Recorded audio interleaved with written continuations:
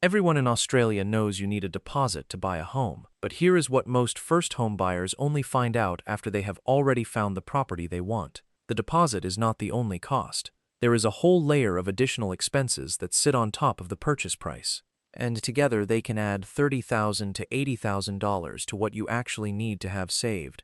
Today, I am going to show you every single cost involved in buying a home in Australia in 2026, so that when the time comes, you are not caught off guard. Let's start with the deposit. The standard deposit most lenders want to see is 20% of the purchase price. On a $750,000 home, which is close to the median price in most Australian capital cities right now, 20% means $150,000 saved before you even walk through the door. On a $1 million property, that becomes $200,000. But here is where it gets more complicated. A lot of buyers go in with a 10% deposit, or even 5% through a government scheme, and that decision triggers something most people do not fully understand before they sign anything, which is lender's mortgage insurance. Before we get to lender's mortgage insurance, let us talk about the cost that quietly adds tens of thousands of dollars to almost every property purchase in Australia: stamp duty. Stamp duty is a state government tax charged on the purchase of property, and the amount varies significantly depending on which state you buy in. On a $750,000 home, in New South Wales, stamp duty sits at around $29,000 for an existing property. In Victoria, it is around $40,000. In Queensland, around $21,000. In Western Australia, closer to $26,000, and in South Australia, around $32,000. These are not small numbers, and unlike the deposit, you cannot borrow stamp duty from the bank. It has to come from your own savings on settlement day. The good news for first home buyers is that every state offers some form of stamp duty concession or exemption. In New South Wales, first home buyers pay zero stamp duty on properties up to $800,000 and a reduced rate up to $1 million. In Victoria, the exemption applies on properties up to $600,000. Knowing your state's threshold before you start saving is one of the most important steps a first home buyer can take. Now let's talk about lender's mortgage insurance, or LMI. If your deposit is less than 20% of the purchase price, your lender will almost always require you to take out lender's mortgage insurance. This insurance does not protect you. It protects the bank if you default on your loan, and yet you are the one who pays for it. On a $750,000 home with a 10% deposit, LMI can cost anywhere from $15,000 to $25,000, depending on the lender and the loan size.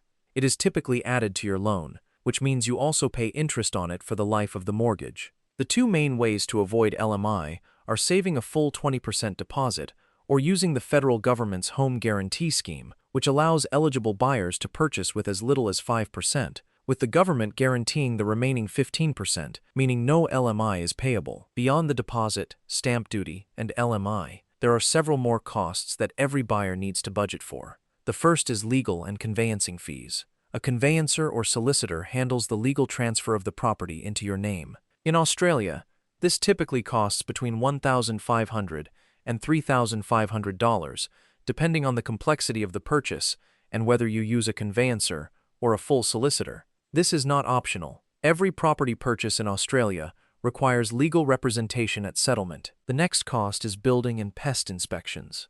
Before you commit to buying any property, particularly an existing home, you should always pay for a professional building and pest inspection. A building inspection checks for structural issues, roof problems, water damage, and safety concerns. A pest inspection checks for termites and other timber-destroying insects.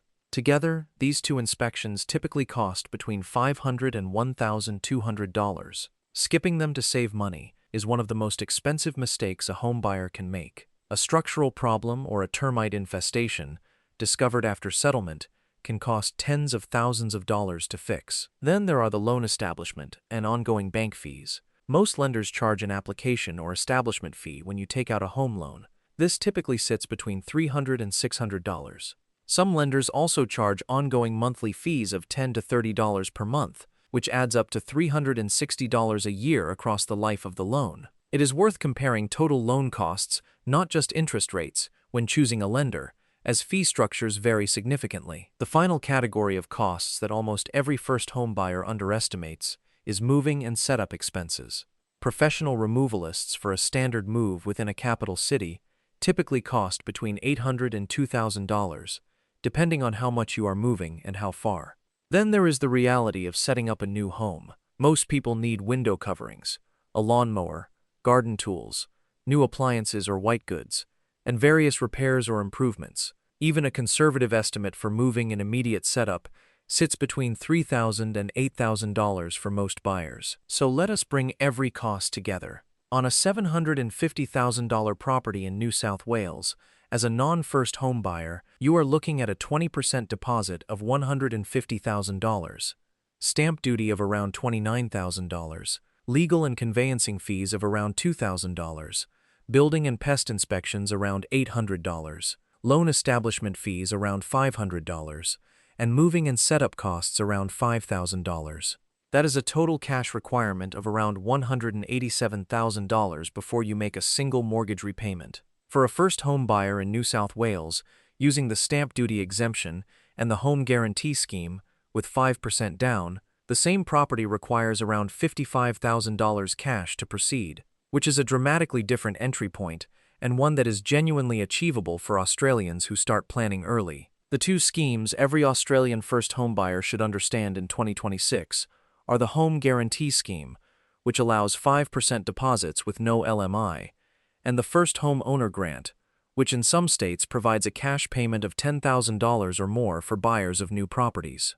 Eligibility rules and property price caps vary by state, so checking the current thresholds for your specific situation before you start saving is essential.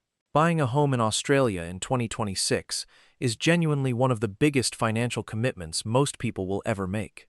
Knowing the full cost before you start is the single most important advantage you can give yourself. If this breakdown helped you understand what you are really saving toward, do me a favor and hit the like button. It helps more Aussies find this content.